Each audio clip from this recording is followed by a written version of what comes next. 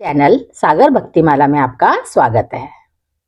आषाढ़ माह में एक पर्व आता है जिसे भगवान जगन्नाथ की रथ यात्रा कहते हैं। हर साल रथ यात्रा से पहले भगवान बीमार पड़ते हैं। यह घटना ज्येष्ठ मास की पूर्णिमा से अमावस्या तक होती है। ज्येष्ठ मास की पूर्णिमा के दिन उन्हें 108 स्वर्ण कलशों के जल से स्नान करवाया जाता है।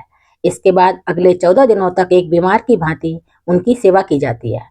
उन्हें काढ़ा पिलाया जाता है और उनका इलाज किया जाता है। भगवान जगन्नाथ, बहन सुभद्रा और भाई बलराम को स्नान करवाने की यह परंपरा प्राचीन काल से चली आ रही है। इस स्नान के बाद भगवान 14 दिनों के लिए बीमार पड़ जाते हैं। उसके बाद उन्हें 14 दिन के लिए काढ़ा दिया जाता है। कई जड़ी बूटियों से उनका इलाज होता है। इस दौरान मंदिर के कपाट भक्तों के लिए बंद कर दिए जाते हैं और भगवान 14 दिन के एकांतवास में चले जाते हैं। स्नान पूर्णिमा के दिन से ही जगन्नाथ रथ यात्रा के उत्सव की शुरुआत मानी जाती है। ज्येष्ठ पूर्णिमा से लेकर आषाढ़ अमावस्या की 15 दिनों की इस अवधि में भगवान शिव फलों का रस और काढ़ा पीते हैं और उन्हें खिचड़ी जैसी साधारण व्यंजनों का भोग लगाया जाता है। इस दौरान मंदिर में भगवान की सेवा एक बीमार बालक की तरह की जाती है।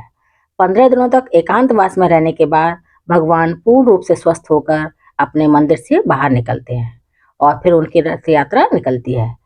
इस यात्रा के दौरान भक्तों को भगवान के दर्शन करवाए जाते हैं। इसके पीछे एक पुरानी कहानी है। इस कहानी के अनुसार प्राचीन काल में राजा इंद्रयुम्न भगवान की मूर्ति बनवा रहे थे, लेकिन शिल्पकार ने काम अधूरा छोड़ दिया। इससे राजा बहुत परेशान हो गए। पुराणों के अनुसार तब भगवान ने राजा को दर्शन दिए। भगवान ने कहा, विलाप न करो, मैंने नारद को वचन दिया था कि बाल रूप में इसी आकार में मैं पृथ्वी लोक पर विराजूंगा। इसके बाद भगवान ने राजा को एक और आदेश दिया। उन्होंने कहा कि 108 घड़ों के जल से उनका अभिषेक किया जाए। यह ज्येष्ठ मास की पूर्णिमा के दिन हुआ था। इस घटना का पुराणों में वर्णन भी है। यह कहानी भगवान के वचन और राजा की भक्ति को दर्शाती है। तब से यह माना जाता है कि स्नान पूर्णिमा के दिन से भगवान जगन्नाथ बीमार पड़ जाते हैं और उन्हें ठीक होने के लिए आराम की जरूरत होती है। इसलिए उन्हें 15 दिनों के लिए अलग रखा जाता है। इस दौरान भक्त उनके जल्द ठीक होने की प्रार्थना करते हैं। 14 दिन के बाद भगवान अपने रथ पर सवार होकर नगर दर्शन के लिए निकलते हैं और अपनी मौसी के घर गुंडीचा जाते हैं। जब भगवान बीमार होते हैं उस दौरान भगवान जगन्नाथ को श्वेत सूती वस्त्र पहनाए जाते हैं, आभूषण हटा दिए जाते हैं और आहार में केवल फल फूल जूस और दलिया और जड़ी बूटी ही दी जाती है। इसके बाद उनके लिए विशेष तेल मंगवाया जाता है जिससे उनकी मालिश की जाती है।